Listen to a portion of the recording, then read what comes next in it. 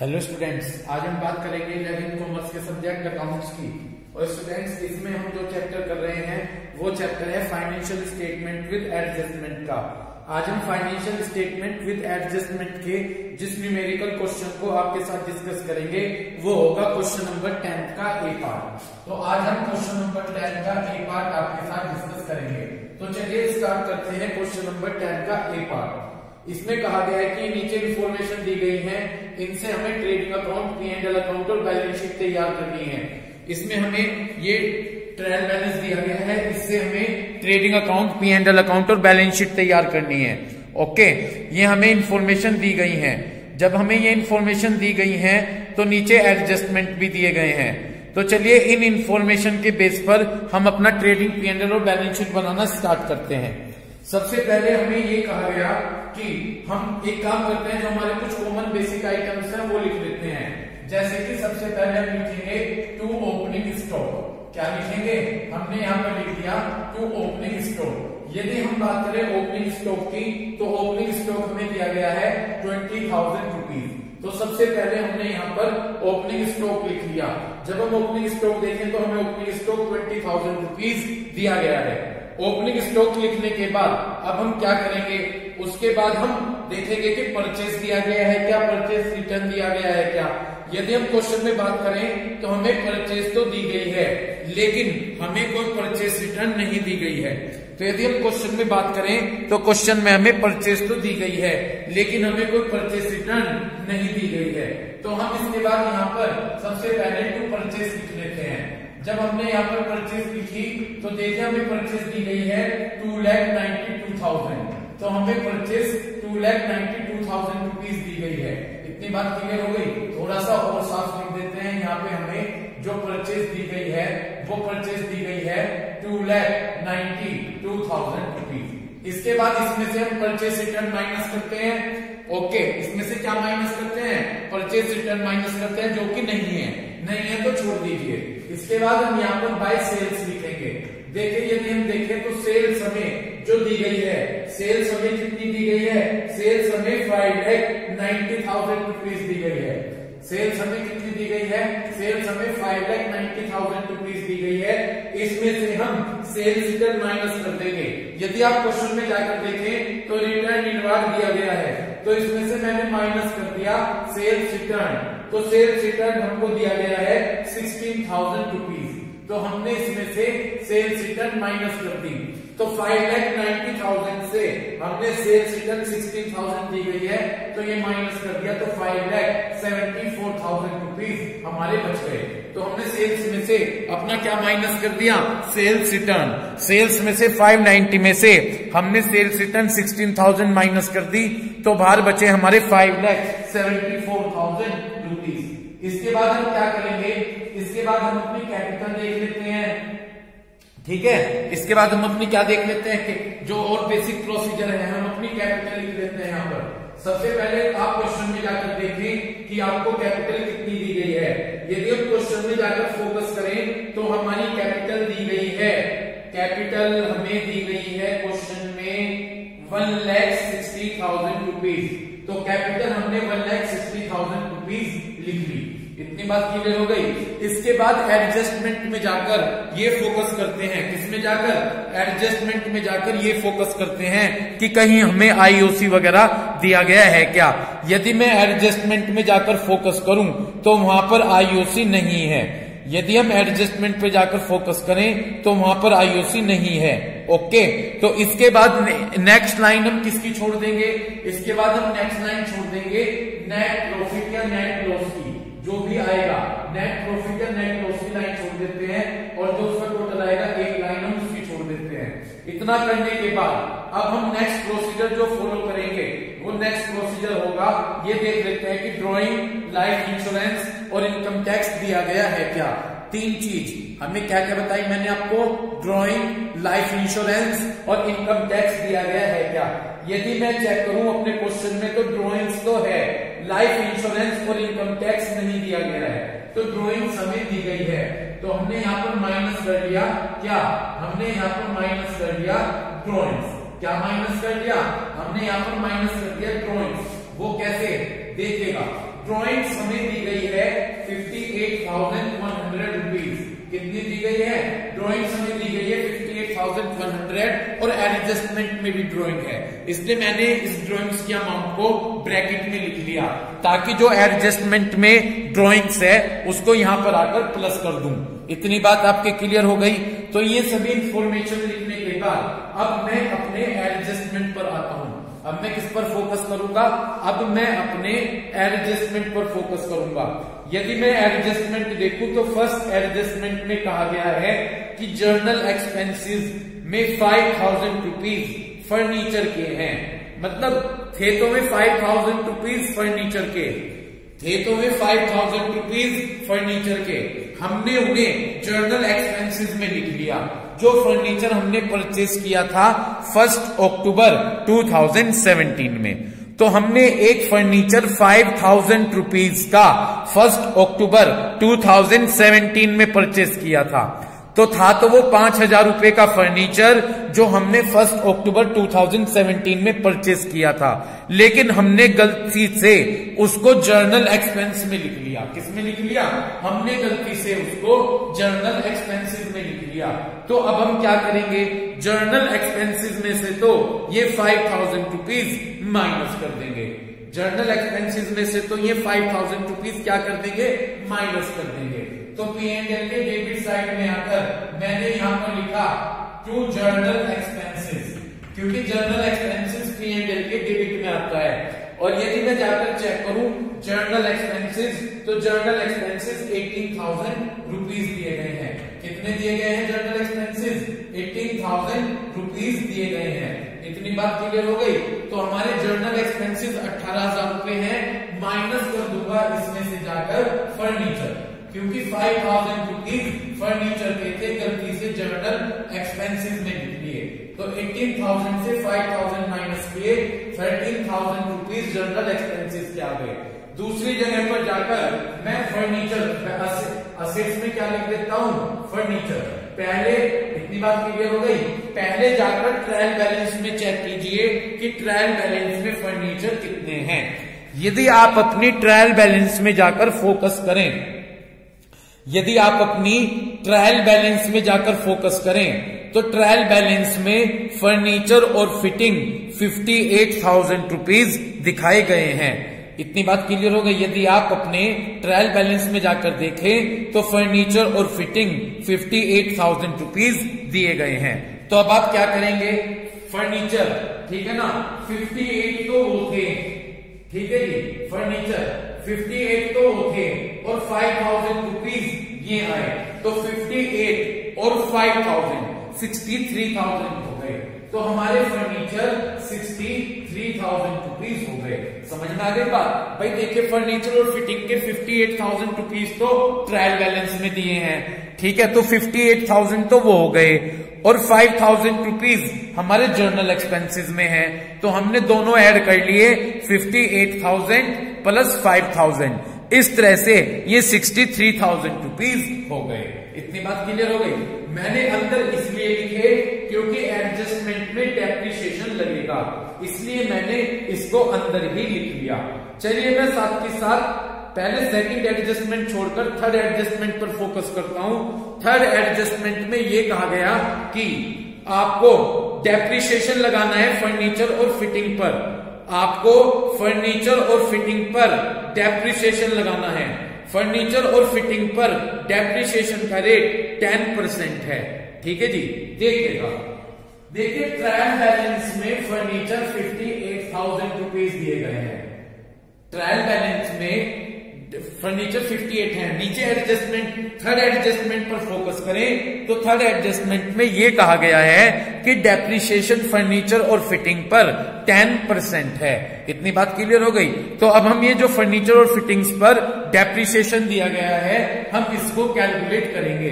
तो 58,000 का सबसे, क्योंकि ऊपर ट्रायल बैलेंस में 58,000 रुपीज हैं, तो इस पर तो हम पूरे साल भर का डेप्रिसिएशन कैलकुलेट करेंगे।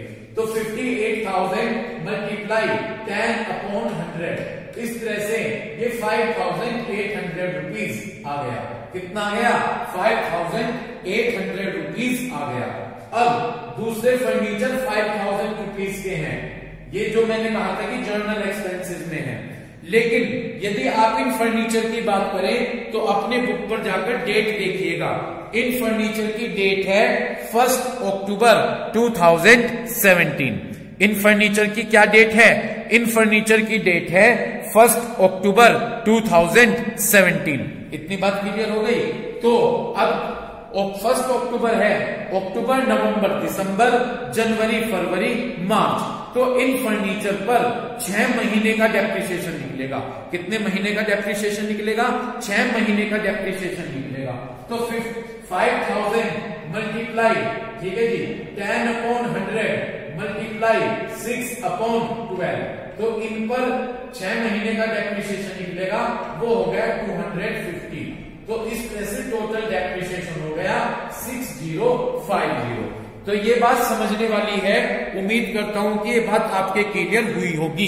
क्लियर है? तो आपने क्या किया, 58,000 पर तो पूरे साल भर का डेप्रिसिएशन लगा लिया, 5800, और फिर 5000 बचे, उन 5000 पर 6 महीने का डेप्रिसिएशन निकालिएगा। तो 5000 मल्टीप्लाई 10/100 और मल्टीप्लाई 6/12, तो इस तरह से 250 रुपए आ गए डेप्रिसिएशन के। ठीक है जी। और इस तरह से आपने उन्हें ऐड कर लिया, तो ये आ गए 6050 रुपीज आ गए। कितने आ गए? 6050 रुपीज आ गए। यहां तक कोई दिक्कत? तो इस तरह से ये हमारा डेप्रिसिएशन 6050 आया। तो मैंने यहां पर माइनस कर दिया डेप्रिसिएशन 6050। इस तरह से ये आ गए 6950। इतनी बात क्लियर हो गई भाई। ये 57 और 63, तो 56,950 रुपीज आ गए। और दूसरी जगह पर ये डेप्रिसिएशन P&L के डेबिट साइड में लिख लिया, टू डेप्रिसिएशन ऑन फर्नीचर। इतनी बात क्लियर हो गई। To depreciation on furniture 6050। इतनी बात क्लियर हो गई, 6050। यहां तक कोई दिक्कत? तो इस तरह से हमने ये एडजस्टमेंट क्लियर कर लिया। हमने इस पर साथ के साथ डेप्रिसिएशन भी चार्ज कर लिया। अब इसके बाद आपको सेकंड एडजस्टमेंट पर आना है। यदि आप सेकंड एडजस्टमेंट पर आए तो आपसे कहा गया कि आपको 5% डेटर्स पर बैड डेट्स बनाना है। आपको 5% डेटर्स पर क्या बनाना है?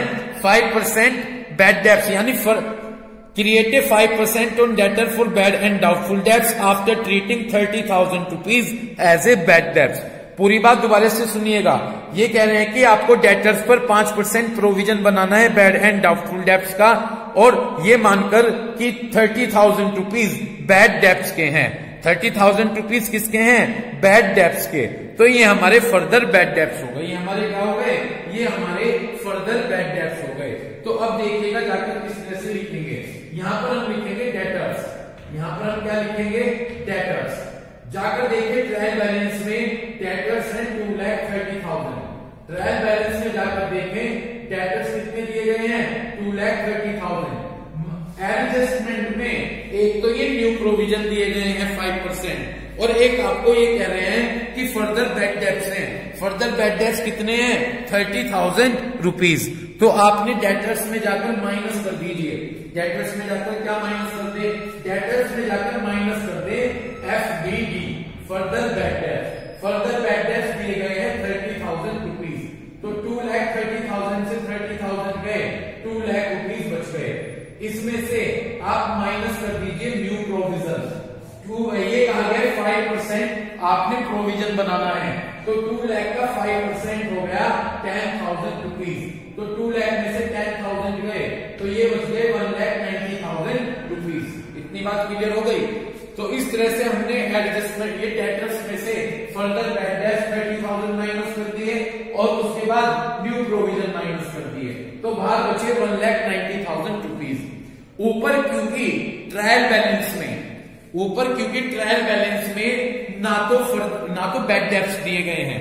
ऊपर ट्रायल बैलेंस में ना तो हमें बैड डेट्स दिए गए हैं, ओके, ना तो हमें क्या दिए गए हैं? ना तो हमें बैड डेट्स दिए गए हैं, और ना हमें प्रोविजन फॉर बैड डेट्स दिए गए हैं। ये दोनों चीज हमें नहीं दी गई हैं। तो अब आपने क्या करना है? जब ये नहीं दिए गए हैं, ये रहे फर्दर बैड डेट्स और ये रहे न्यू प्रोविजन, दोनों को P&L के डेबिट साइड में लिख दीजिए। तो तो यहाँ पर आ गए हमारे फर्दर बैड डेट्स। क्या आ गए फर्दर बैड डेट्स? कितने हैं जी फर्दर बैड डेट्स? 30,000 रुपीज और plus new provision. New provision कितने दिए गए हैं? 10,000 रुपीज। टोटल हमारे हो गए 40,000 रुपीज। इतनी बात आपकी क्लियर हो गई। तो इस तरह से हमने 3 एडजस्टमेंट कर लिए ए बी सी। इतनी बात क्लियर हो गई। सबसे पहले मैं लास्ट की एक बात पढ़कर बताऊंगा जो दी गई है। इन्होंने कहा कि जो गुड्स परचेस किया था उस पर हमें सीजीएसटी और एसजीएसटी है। जो गुड्स हमने खरीदा था, जितना गुड्स खरीदा उस पर हमने सीजीएसटी और एसजीएसटी 6% यानी सीजीएसटी भी 6% पे किया और एसजीएसटी भी 6% पे किया। बात समझ रहे हैं? ये इन्होंने ये कहा कि जो भी हमने गुड्स खरीदा था उस पर हमने सीजीएसटी और एसजीएसटी 6% पे किया। दोनों पे सीजीएसटी भी 6% पे किया और एसजीएसटी भी 6% पे किया। ठीक, इस बात को ध्यान रखिएगा। अब पढ़िएगा, क्लोजिंग स्टॉक 40,000 रुपीज है। क्लोजिंग स्टॉक कितना बताया गया है? क्लोजिंग स्टॉक 40,000 रुपीज है। तो एक तो ट्रेडिंग अकाउंट के बाय साइड में लिखिएगा बाय क्लोजिंग स्टॉक। ओके, कितना दिया गया है closing stock? Closing stock 40,000 rupees दिया गया है। तो एक तो हमने ट्रेडिंग अकाउंट के क्रेडिट साइड में लिख दिया, एक हमने जाकर असेट्स में शो कर दिया क्लोजिंग स्टॉक। कितना दिया गया है? Closing stock 40,000 rupees. तो हमने क्लोजिंग स्टॉक एक तो ट्रेडिंग अकाउंट के क्रेडिट साइड में लिख दिया और एक हमने बैलेंस शीट में जाकर असेट्स में शो कर दिया क्लोजिंग स्टॉक। यहां तक बात क्लियर। अब पढ़िएगा, वहां पर एक लॉस बाय फायर था 20 मार्च में।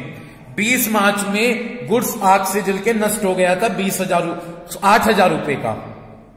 तो ये बताया गया कि वहां पर एक लॉस बाय फायर है, जो गुड्स है वो आग से जल के नष्ट हो गया 8,000 रुपए का और इंश्योरेंस कंपनी ने पूरा क्लेम एक्सेप्ट किया।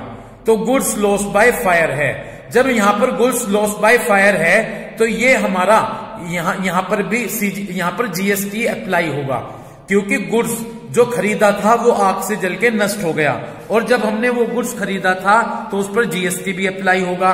तो इस तरह से यहां पर ये बताया गया कि जो गुड्स खरीदा था वो आग से जल के नष्ट हो गया, तो हमें इस पर जीएसटी का कंसेप्ट अप्लाई करना है। तो जब हम जीएसटी का कंसेप्ट अप्लाई करेंगे तो देखिएगा, पहले तो हमें क्या करना है, ये गुड्स लॉस बाय फायर है तो जाकर ट्रेडिंग अकाउंट में परचेस से माइनस कर दीजिए goods loss by fire. Goods loss by fire, ठीक है जी, 8,000 रुपीज। ये गुड्स आग से जल के नष्ट हो गया तो माइनस करके बचा 2,84,000।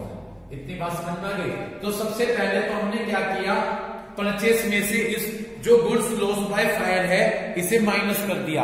Minus goods loss by fire 8,000 rupees. इतनी बात आपकी क्लियर हो गई? ठीक है।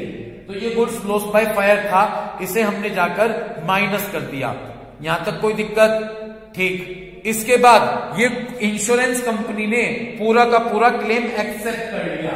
ये कहा कि इंश्योरेंस कंपनी ने पूरा का पूरा क्लेम एक्सेप्ट कर लिया, यानी सारे के सारे पैसे इंश्योरेंस कंपनी ने हमें दे दिए। जब सारे पैसे इंश्योरेंस कंपनी ने हमें दे दिए तो हम यहाँ जाकर लिखेंगे, ठीक है ना, इंश्योरेंस कंपनी क्लेम। ठीक है जी, इंश्योरेंस कंपनी क्लेम। देखिएगा 8,000 रुपीज थे, लेकिन इस पर सीजीएसटी जीएसटी का भी कंसेप्ट अप्लाई होगा। तो सीजीएसटी 6% है। यदि मैंने सीजीएसटी निकाला तो 480 सीजीएसटी के आ जाएंगे और 480 ही एसजीएसटी के आ जाएंगे। तो 480 960 रुपए हो गए। कितने हो गए जी? 960 रुपीज हो गए। इतनी बात क्लियर हो गई? क्योंकि गुड्स लॉस बाय फायर था और इंश्योरेंस कंपनी ने कुछ भी हमको, इंश्योरेंस कंपनी ने सारा का सारा पैसा हमारा एक्सेप्ट कर लिया। तो पहले तो आपने परचेस में से जाकर माइनस कर दिया, minus goods loss by fire. इतनी बात क्लियर हो गई? 8,000 रुपीज। दूसरा, आप इंश्योरेंस कंपनी ने पूरा क्लेम एक्सेप्ट किया तो आप इसे असेट्स में जाकर लिखेंगे, लेकिन सीजीएसटी और एसजीएसटी का रेट ऐड कर लिखेंगे। तो ये टोटल आ जाएगा 8,960 रुपीज, क्योंकि आपने 8,000 का 6% 6% कैलकुलेट कर लिया। जब आपने 8000 का 6% कैलकुलेट किया 480 आ गए, ठीक। फिर आपने 8000 का 6% कैलकुलेट किया 480 आ गए, 480 और 480 टोटल 960 रुपए हो गए। तो यहाँ पर आपने इंश्योरेंस कंपनी से जो हमें क्लेम वापस मिलेगा वो मिलेगा 8960। और आपकी नॉलेज के लिए बता दूं, ये 480 आउटपुट सीजीएसटी होंगे, आउटपुट सीजीएसटी और आउटपुट एसजीएसटी। तो ये जब हम आउटपुट सीजीएसटी और एसजीएसटी को लेकर चलेंगे तो ये 480 रुपए उसमें हम ऐड कर देंगे जितना आउटपुट सीजीएसटी और एसजीएसटी होगा। ओके, इसके बाद आगे चलिए। ये कहा कि गुड्स 2500 रुपए का यूज किया प्रोप्राइटर ने पर्सनल यूज के लिए। इसके बाद ये कहा कि गुड्स प्रोप्राइटर ने पर्सनल यूज के लिए खर्च किया। इतनी बात क्लियर हो गई, ठीक है जी। तो गुड्स बताया गया कि गुड्स प्रोप्राइटर्स ने 2500 रुपए का पर्सनल यूज के लिए यूज किया है ना। देखो फिर गुड्स आ गया, तो गुड्स खरीद कर लाए थे तो सीजीएसटी और एसजीएसटी पे किया था, लेकिन वो ओनर ने पर्सनल यूज के लिए खर्च कर लिया। तो यदि पर्सनल यूज होता है तो सबसे पहले तो ये गुड्स ड्रॉइंग में से जाकर यहाँ से परचेज से जाकर माइनस कर देंगे, माइनस ड्रॉइंग्स, ठीक है जी। कितने रुपए का गुड्स है? 2500 रुपए का। तो 2,84,000 से ये जाएंगे तो 2,81,500 बच गए। कितने बच गए? 2,81,500 रुपीज हमारे रिमेनिंग हुए। इतनी बात क्लियर हो? कितने बचे? 2,81,500। तो जो ओनर ने 2500 रुपए का गुड्स पर्सनल यूज के लिए निकाला, इसे हमने परचेस में से जाकर माइनस कर दिया। परचेस में से हमने किस में से 2,84,000 से हमने 2,500 माइनस कर दिए ड्रॉइंग्स के। अब इस पर भी हम सीजीएसटी और एसजीएसटी यूज करेंगे। तो मैं आपको बता दूं कितनी अमाउंट थी? 2500 रुपए की अमाउंट थी। इस पर भी हम सीजीएसटी और एसजीएसटी यूज करेंगे। क्या रेट है सीजीएसटी का? 6%। तो यदि आप 2500 रुपए का 6% निकालें तो 150 रुपए तो सीजीएसटी के आ गए, और इसी तरह से 2500 मल्टीप्लाई 6/100 150 रुपए एसजीएसटी के आ गए। इतनी बात क्लियर हो गई। और ड्रॉइंग पर सीजीएसटी और एसजीएसटी इनपुट कहलाता है। क्या कहलाता है? इनपुट। इतनी बात क्लियर हो गई। तो हमने जाकर क्या किया? ड्रॉइंग्स में ऐड कर दिए। कितने? 2500 तो में थे और 300 रुपए ये सीजीएसटी और एसजीएसटी के 2800 रुपए हो गए। ओके, तो ये हमारे हो गए पूरे 60,900 रुपीज। कितने हो गए? 60,900 रुपीज हो गए। इतनी बात क्लियर हो गई। तो इस तरह से हमने ये एडजस्टमेंट अपना कंप्लीट किया। क्लियर है यहां तक? ठीक। नेक्स्ट, उसके बाद कहा कि गुड्स 1500 रुपए का फ्री सैंपल के तौर पर डिस्ट्रीब्यूट कर दिया गया। गुड्स 1500 रुपए का कैसे डिस्ट्रीब्यूट कर दिया? फ्री सैंपल के तौर पर डिस्ट्रीब्यूट कर दिया। यदि कोई कंपनी गुड्स फ्री सैंपल के तौर पर डिस्ट्रीब्यूट करती है, गुड्स है, तो पहले एडवर्टाइजमेंट एक्सपेंसेस कहलाएंगे, जाके परचेज से माइनस कर दिया एडवर्टाइजमेंट एक्सपेंसेस। कितना है वो एडवर्टाइजमेंट एक्सपेंसेस? वो एडवर्टाइजमेंट एक्सपेंसेस होगा, कितना दिया गया है क्वेश्चन में? 1500 रुपए हमने फ्री सैंपल के तौर पर डिस्ट्रीब्यूट कर दिया। तो परचेस में से जाकर माइनस कर दिया, बाहर तो बचे 2,80,000। दूसरी जगह पर हम यहाँ पर लिखेंगे टू एडवर्टीजमेंट एक्सपेंसेस। क्या लिखेंगे? To advertisement expenses. इतनी बात आपके समझ में आ गई? To advertisement expenses. अब क्या करेंगे? वही 1500 रुपए है, तो 1500 रुपए पर सीजीएसटी और एसजीएसटी कैलकुलेट कर लेंगे। ठीक है जी। तो जब हम 1500 रुपए पर, पहली बात तो ये एडवर्टीजमेंट एक्सपेंसेस हैं, जाकर हमने क्या किया? इन एडवर्टीजमेंट एक्सपेंसेस को जाकर परचेस में से माइनस कर लिया। तो हमने लिखा माइनस एडवर्टीजमेंट एक्सपेंसेस 1500 रुपए। तो जब परचेस से माइनस किए तो परचेस तो बच गई बाहर 2,80,000 रुपीज। दूसरी जगह पर जैसे फ्री सैंपल बांटते हैं ना, तो ये एडवर्टीजमेंट एक्सपेंसेस होते हैं। दूसरी जगह पर ये एडवर्टीजमेंट एक्सपेंसेस हम P&L के डेबिट में लिखेंगे। ओके, कहां पर लिखेंगे? P&L के डेबिट में। तो जब 1500 का कितने परसेंट? 6% 90, तो दोनों 180 रुपए हो गए। तो हमने यहाँ पर जाकर लिखा कि एडवर्टीजमेंट 2500 प्लस 1500 प्लस 180, तो ये हो गए 1680 रुपए। इस तरह से हमने ट्रीटमेंट किया। ऊपर स्पेस नहीं बचा है तो जर्नल एक्सपेंसेस नीचे लिख देते हैं। जर्नल एक्सपेंसेस 18,000 रुपए माइनस फर्नीचर। माइनस फर्नीचर कितना? माइनस फर्नीचर है 5,000, तो ये बच गए हमारे 13,000 रुपए। क्योंकि ऊपर स्पेस नहीं बचा है, ऊपर यहां से हम इरेज कर देंगे। इतनी बात क्लियर हो गई। तो इस तरह से इस तरह से यहाँ तक हमने अपने सभी एडजस्टमेंट सोल्व किए। इसके बाद का जो बचता है वो हम आपके साथ नेक्स्ट वीडियो में डिस्कस करेंगे। तो आज हमने ये क्वेश्चन इस लेसन में सारे एडजस्टमेंट हमने अपने सोल्व कर लिए। बाकी जो क्वेश्चन बचता है वो मैं आपके साथ नेक्स्ट वीडियो में डिस्कस करूंगा। Thank you.